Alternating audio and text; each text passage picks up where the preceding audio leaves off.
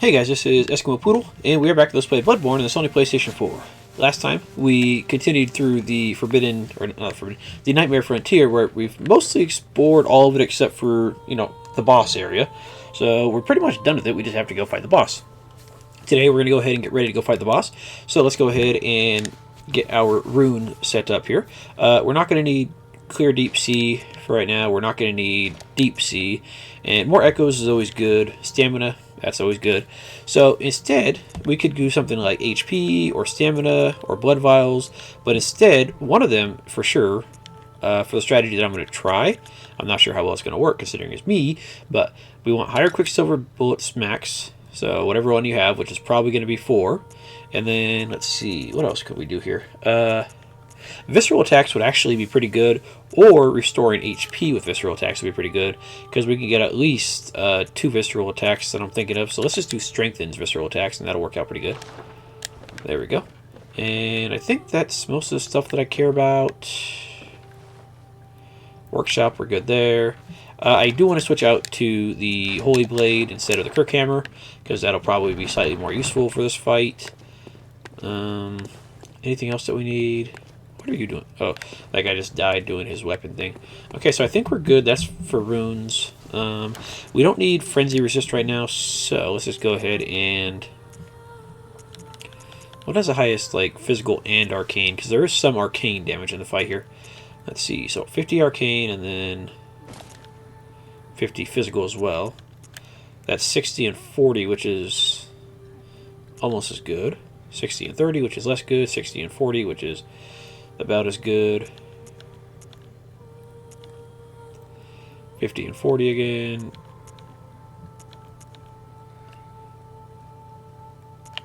It looks like the Yharnam Hunter might be the best for physical and arcane, so let's do that.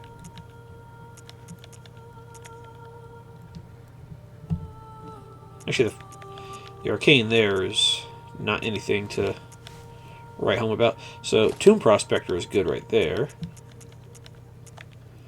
As is the Graveguard Manchettes. Okay, so that's that. And then, let's see here.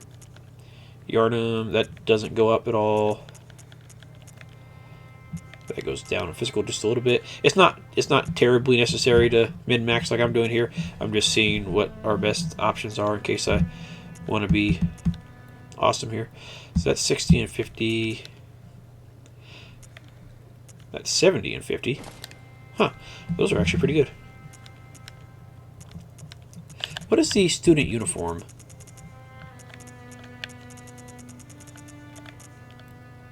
$140, and that just decreases our defense by probably not that much. Let me see here. Yeah, 110 versus 70. That's a nice chunk of arcane, but really we're not going to be getting hit by arcane that much. So I think we're good with this little mishmash,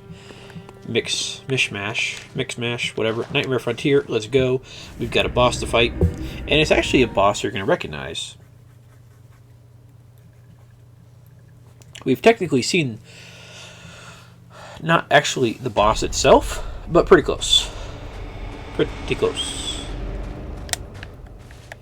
And this boss can be a pain just because of the way you hit the damn thing. It's very durable. And I didn't actually get my blood bullets, or my bullets. So let's go do that real fast. I was actually thinking about that, make sure I go grab the damn things, but apparently I wasn't thinking hard enough about it. Oh, and we're also going to want Bone Marrow Ash, and then I'm going to use the cannon for this fight, because this is what I've been leveling up the cannon for. Okay, there's our bullets. Cannon right there. I have my Bone Marrow Ash right there. We don't need poison for the fight. Let's see. Let's see where to go. I took it off, but where is the damn thing? There it is. I couldn't find it. I think that's all we really need for the fight. Yeah, we're good. Okay, cool. Got my 4 bullets. I'm going to go ahead and get those 5 extra bullets. Grab my blood vial so we're all set here. Alright, cool. We are as set as we can possibly be. I don't know how well it's actually going to work out for us, but we'll find out. Because I think I might have tried this particular strategy before, and I did the aiming wrong, but yeah, we'll find out. But assuming we're doing everything right, then yeah, we should be doing pretty good here. Okay, I'm going to do my best to not die to any of you guys. You guys do not take damage from your sword form at all. Wow.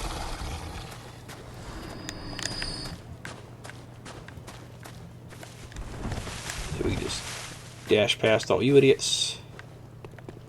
Perfect. This is a really short elevator, so even if you have to call it back up, it's not that long of a wait at all.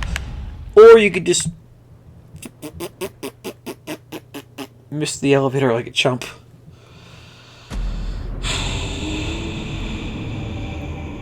Well, looks like I'm going into the fight with one less blood vial, and I can deal with that. Oh well. Son of a bitch.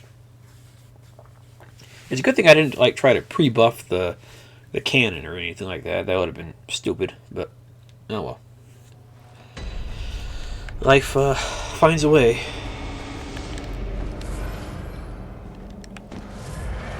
There we go. Now, let's try this again, minus the dying part.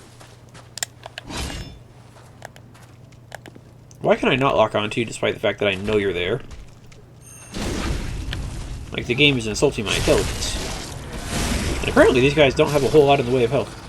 I thought you were going to drop a blood vial. If they do drop blood vials, it's not terribly common, it seems like. Actually, I think that's kind of the whole point here, is nothing here actually drops blood vials for you. And you only get those 4 antidotes from that corpse or whatever it was.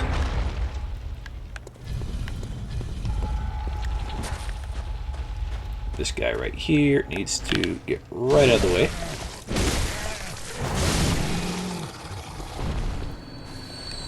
Yeah, I guess these guys just don't drop a whole lot. If they dropped it before, it might have been because I had the eye rune on for extra discoveries. And that's my best guess, but they just might not drop anything ever.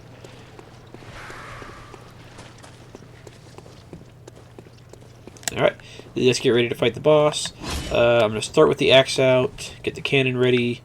I don't need to buff it just yet, but I'm close. Can we see anything about the boss here? No.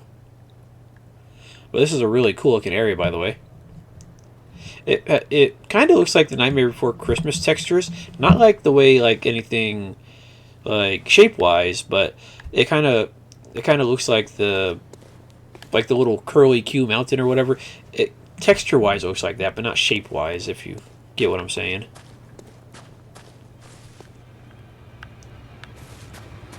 Oh, and there it is. This is Amygdala. You recognize this bastard? Yeah, we've seen this guy before. Maybe not this guy particularly, but definitely this guy. And yeah, aim your cannon at it with a blast of bone marrow ash. And we should be able to... Well, that actually missed, so whatever.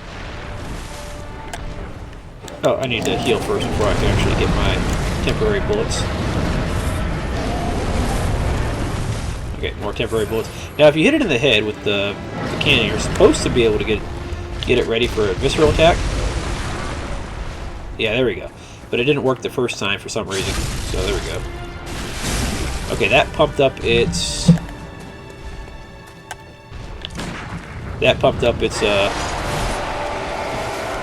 damage by a fair amount. And the head is the weak part of this boss, for sure. Anything else takes, barely any damage. It's kind of ridiculous. The arms also take damage, but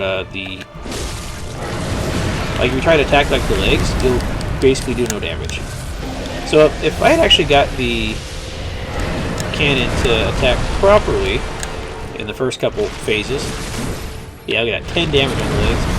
It's kind of ridiculous. Okay, I don't mind dying because I'm going to see if we can actually get the visceral attack. I think it might have been too early in the fight for it to proc or whatever. I know we can buy bone marrow ash, but I'm not sure how much it costs.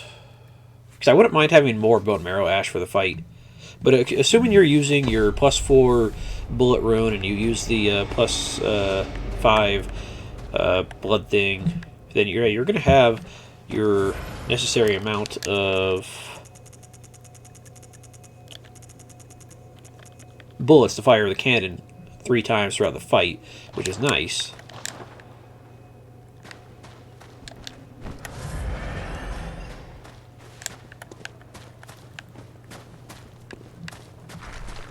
If I die to this guy enough times, I will go farm echoes for the bone marrow ash, even though it's not necessarily necessary, but it's necessary enough in my opinion. It's helpful. Ooh, bolt blood gemstone, that's nice, but not what I needed. And you guys are dropping a couple soul echoes, whatever. But yeah, if you can get the visceral attack strategy off, you're going to be doing fantastic on the fight here. Let's go ahead and get back to the cannon, and back to the two-hand, and get you back up there. Not a long run by any stretch of the imagination, but it's enough to make you want to, get it ready.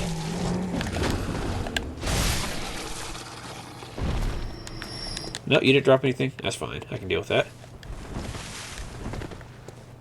So I think I'm going to hold off on for a few seconds here before I fire the cannon for the first time this time, and hope that I get the visceral attack. And yeah, the extra visceral attack damage is actually doing nice. And there's the ugly little bastard. Okay, let's get ready. Fire is effective. Yeah, cannon fire. That's what's effective, dude.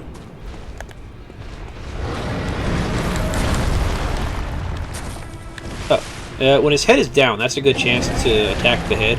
Let's see, I'm just going to go ahead and attack the head right there, which didn't actually give me the visceral again for whatever reason.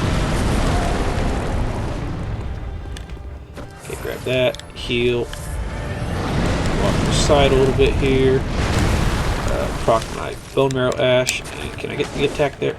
Nah, it's just a... Well, we got some damage. Ooh, and that actually... Oh, that was close. I wasn't thinking I was going to get the visceral prompt right there.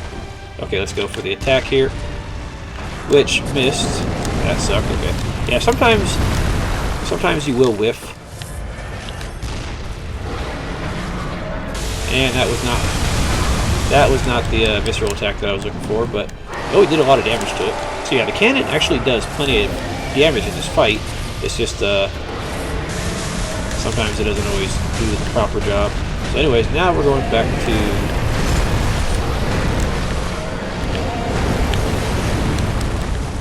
two-hand. Try to aim for either its head or its arms, because those will do the damage.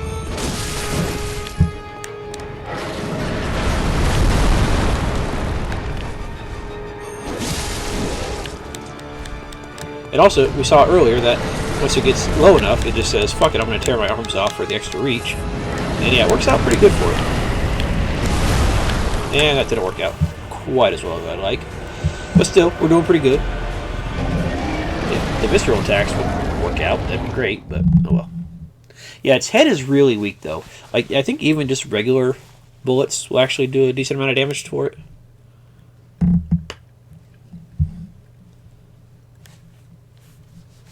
Like, just from a pistol or whatever.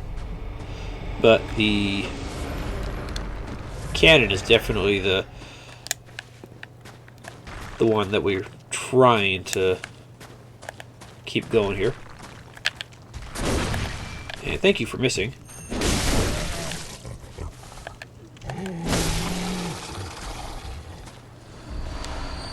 Okay, I guess these guys really like dropping bolt blood gemstones. But again, they do have an electric attack that I'm not sure if we saw on screen, where they kind of roar and release a blast of electricity. So it's kind of their thing.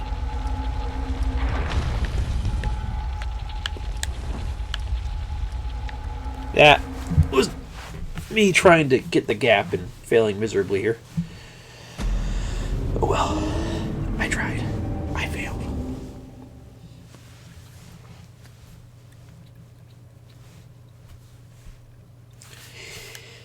Let's try this again. Actually, this guy's not giving me as much problems as I thought he would. Like, we're doing a fair amount of damage with the cannon and just doing a fair amount of damage, but still not as gung-ho as I remember him to be. I think he's one of the bosses that you can fight in the Chalice dungeons. And yeah, over there he's a royal pain in the ass for the one time that I remember fighting him in the Chalice dungeons. Go away, moth.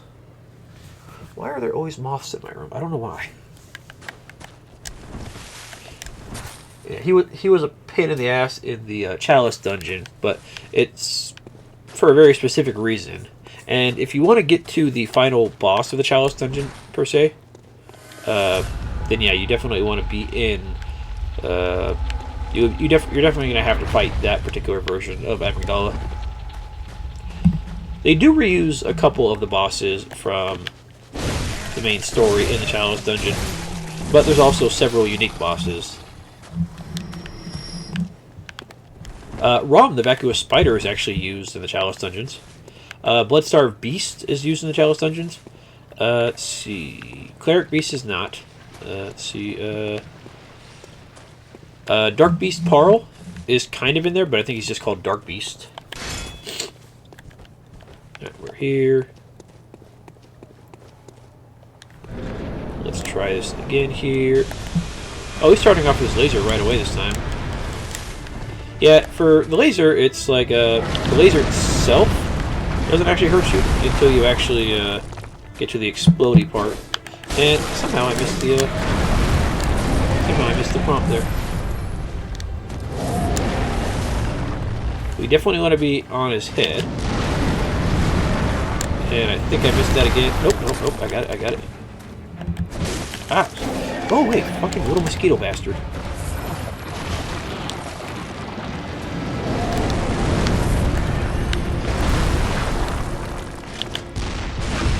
Okay, that did plenty of damage, and we should be able to get the visceral for sure this time. Yeah, there we go. Okay, now let's go ahead and two-hand. He's going to tear his arms off. And attacking the arms that he's holding is not going to do any damage because, you know, they're already being dead or whatever. I think his tail might take some damage, I'm not sure. No, it doesn't. Okay. Let's try to get him in the facial area here. And actually, hang on. Let's go to the Holy Blade here. And I think that will actually work out good for us with its transforms. Oh, and that arm is taking plenty of damage. Nice.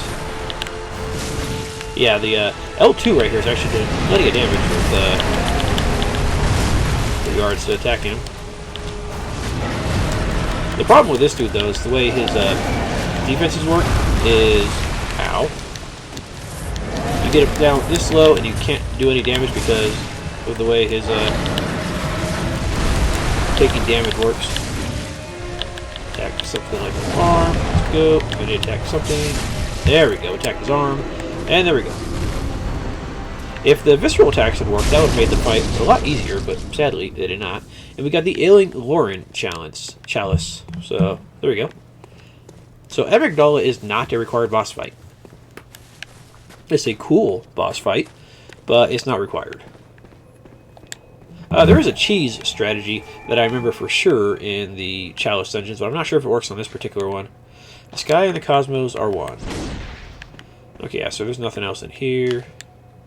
Time for safe place. Yeah, so we're done here in the Amygdala Chalice. Let's go ahead and head out, shall we? And I'm trying to remember how we get back to the second floor of the lecture hall. I'm going to look real fast because I know we can get to it. I'm just trying to remember how we get to it. Actually, no, I think I remember how. Let's see. Let's see, where is it at? Nightmare Frontier.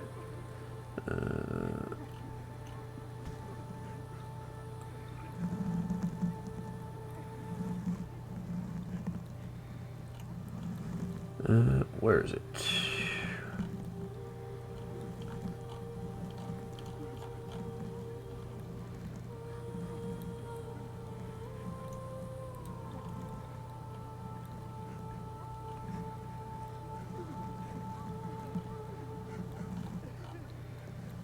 hang on a second.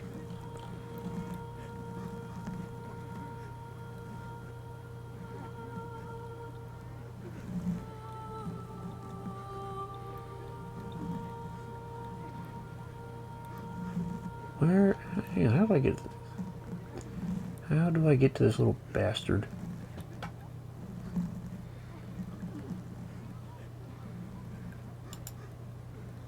Okay, lecture building.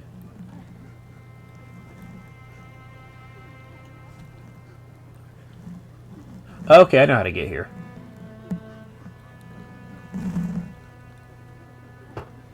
Okay, that's what I was thinking, but I wasn't sure. In order to get to the other part of the lecture hall, we have to go past the Amygdala that got us here. That'll eventually lead us to a story boss. So I think we're going to ignore that for now. Welcome. What is it? Very well. Let me start. Actually, that area might be worthwhile to go to. I'm not sure. Oh, we need 4,000 for a level here. Farewell, good hunter. Yeah, go ahead. We don't have anything in the... No, we don't have anything here. So let's just go ahead and spend it on echoes, or vials and bullets. Which both of are getting a bit low. Let's go for 12,000 a U. And the rest over here. There we go. Even it out a little bit. And apparently we can buy one more of you. Perfect. And that should do it. Okay, so we have... let's see, we have Canehurst Castle, we have past the Amygdala, we already fought Bloody Crow, and we have the DLC. So I think Canehurst Castle would probably be a decent place to go, but...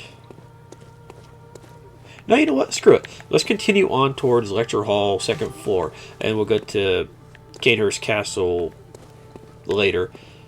Because I think the Lecture Hall second floor area is actually not that bad if I'm thinking about it. But we're still not going to get there anytime soon because we've got to go through an entire zone and defeat a boss and then get over there. Nah, screw it. Let's go to Canehurst Castle. Yeah, that's fine. Yeah, let's go to Hemwick Charnel Lane, which will take us to Canehurst Castle, which is a dead-end type area, but it's a long dead-end type area with a tough boss that I remember for sure. Not sure how well I'll do fighting the dude, but I remember him. Alright, Hemwick Charnel Lane. Let's go ahead and just run past everything here for the most part. We can kill some of these ladies if they're in our way, like this one. And this one. But for the most part, I'm trying to let them do their own thing here.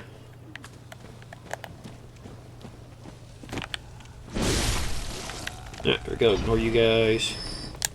And now we want to head to the little obelisk. Oh yeah, see, now that we're at higher than 15 insight, these guys just spawn throughout the level. It has nothing to do with the witches of Hemwick being alive or anything, it's just they spawn. And they have a couple of spots where they can spawn, but I don't remember exactly where all those spots are. And that little bitch up there... Cursed Tempering Blood Gemstone. That's our first example of a Cursed Bloodstone. Well, the R2 on this thing really takes forever to charge up. And that's without charging it either. On the plus side, I guess the charge attack is slightly faster than some of the other ones. Molotovs. Yeah, we'll check out that Cursed Blood Gemstone in a minute here.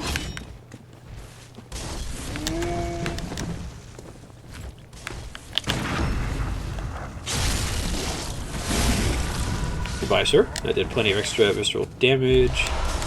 There's our blood vial that I needed. I'm ignoring the cocktails.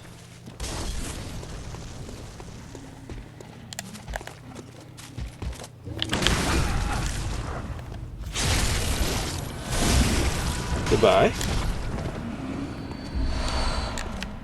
More blood vials. Let's just get this guy out of the way because he is here.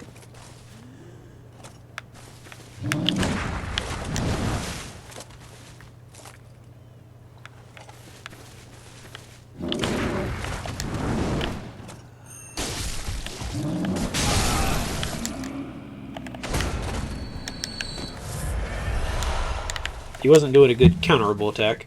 Okay, let's check out that cursed blood gemstone we got here. Let's see if we can find it. Cursed Tempering Blood Gemstone. Physical attack up 8.3. Increases stamina cost by 0.9%. So, the blood gem that fortifies weapon and adds various properties. The sickly spots are indicative of a curse, but this gem's malicious effects are perfect for bolstering certain types of weapons. Most triangular blood gems have effects to provide attribute bonuses and extra effects. So a cursed gemstone will have a positive property, and then it'll have a negative property. Sometimes a negative property, like 0.9% stamina increase, is basically nothing. Sometimes it's lose 1 point of weapon durability with every hit.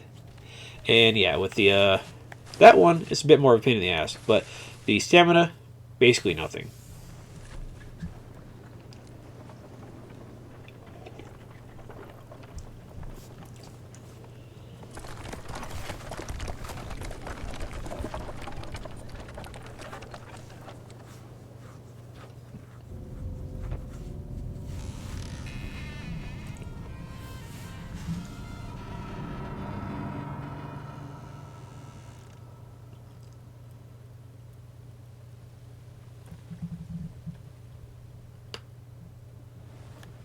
And they rolled out the carriage for us, and the mangy, undead-looking horses. I mean, they're not like skeleton horses, but they're definitely not terribly healthy looking, that's for sure.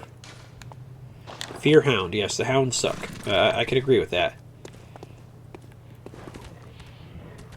Doesn't look like the most comfortable carriage, but hey, it's there.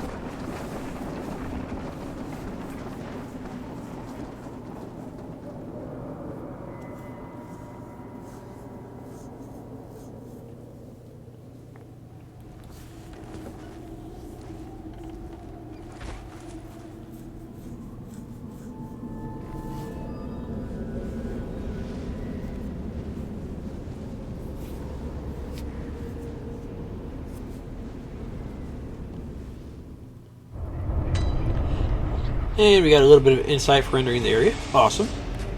And I don't think that's the carriage we came in, because this one's just straight up frozen. But if we look that way, or where is it?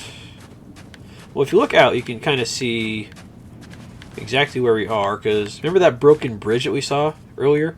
Yeah, we're over here. Let's see, I don't know if we can actually see it. Well, it was over there somewhere. It's nice to see that this is just a giant lake over here. Probably not an ocean, but just like a giant-ass freaking lake. But yeah, it looks nice. I don't know why they felt the urge to put a load screen in the middle of a cutscene, because that's not something I'm usually seeing very often. But, okay, it's their choice. Where is... I think that might be where we just were. Hemlock Charnel Lane right there. But I'm not entirely sure. I don't know if that's like fully the city of Yharnam or just that one area that we were just in. I think that might be the Hemlock Charnel Lane, and then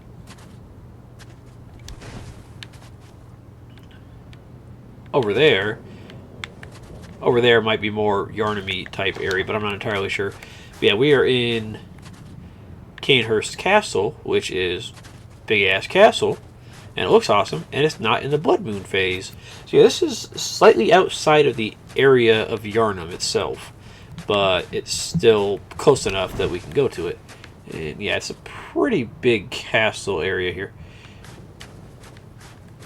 And a very dangerous castle area too, because some of the enemies, especially in the first part, are very dangerous. Yeah, that's probably more Yharnam, and that's probably more like the Hemlock area. So I'm assuming that entire like section over there is just Yharnam, and then Forbidden Woods are probably around there somewhere. I'm not entirely sure. But it's a nice view. And they opened the gate for us. They're too kind. They are too kind. Let's grab this and grab a few items over here and then be done. Because this is an area that's going to take a couple, probably about 2 or 3 episodes to explore. So we're going to be here for a little while, especially with the way some of the enemies are. If we go over this way, there is El Itemo for us, but we have to go the other way, I guess. Fair enough.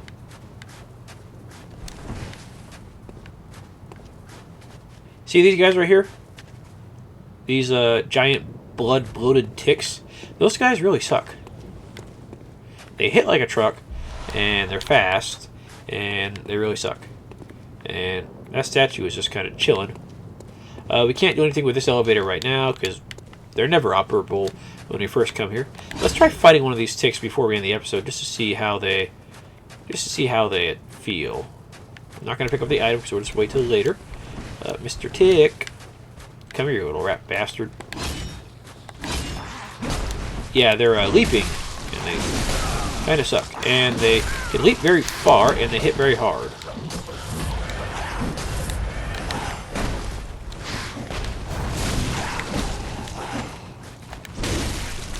So you definitely want quicker attacks than slower attacks, because they'll interrupt you, and it's not going to work out great for you.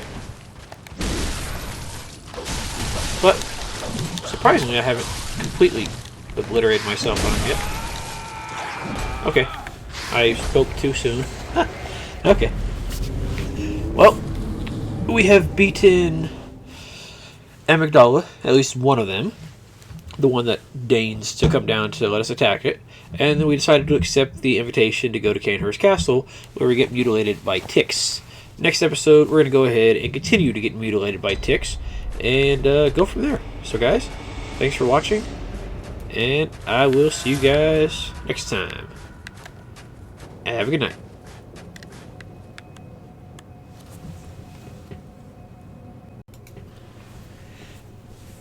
Actually, real fast, I want to come back to the lecture hall and do a couple things here. First, I'm going to farm some blood echoes to get some more vials and whatnot.